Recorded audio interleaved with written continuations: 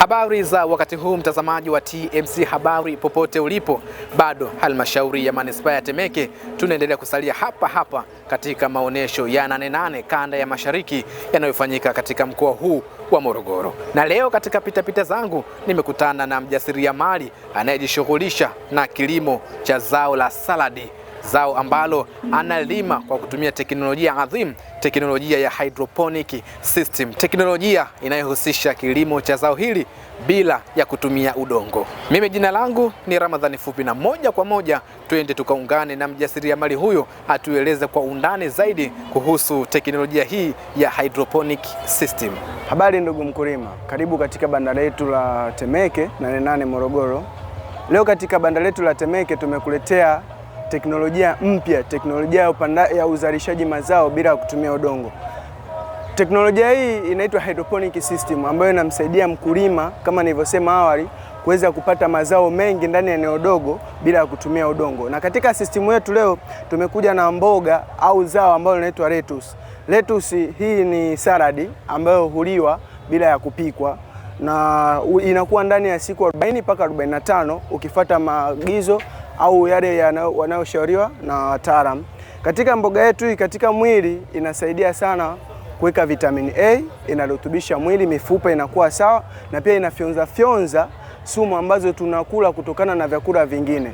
Na katika kilimo hiki ni kilimo ambacho unaweza ukalima ndani ya mwaka mzima bila kuangalia sijui kipindi hiki kiangazi, kipindi hiki sijui ni labda tuseme ni masika. Hapana, ni muda wowote unaweza ukakivuna ukalima kikawa vizuri zaidi.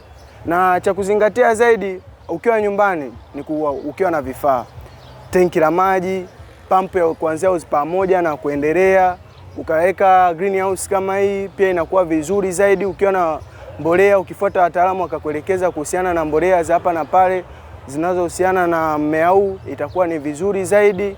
Kama tunavyoona, nilisema hawa walikuwa hatutumii udongo kwenye kuzalisha mazao.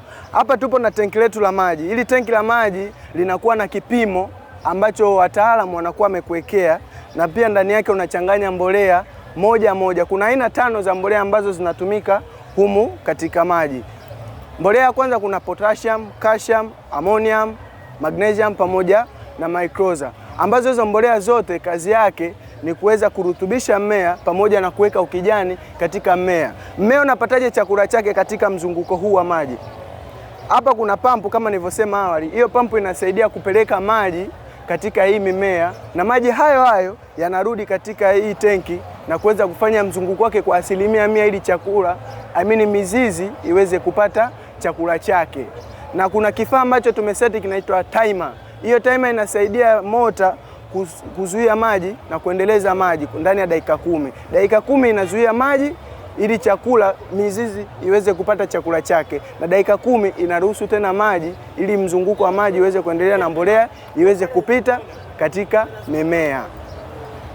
Ni kilimo ambacho ni pesi sana kama nilivyosema awali, ukizingatia wale wataalamu wanaokuelekeza kuhusiana na mchanganyiko wa pH pamoja na EC, ambayo pH nikimaanisha potential of hydrogen na EC nikimaanisha electrical conductivity.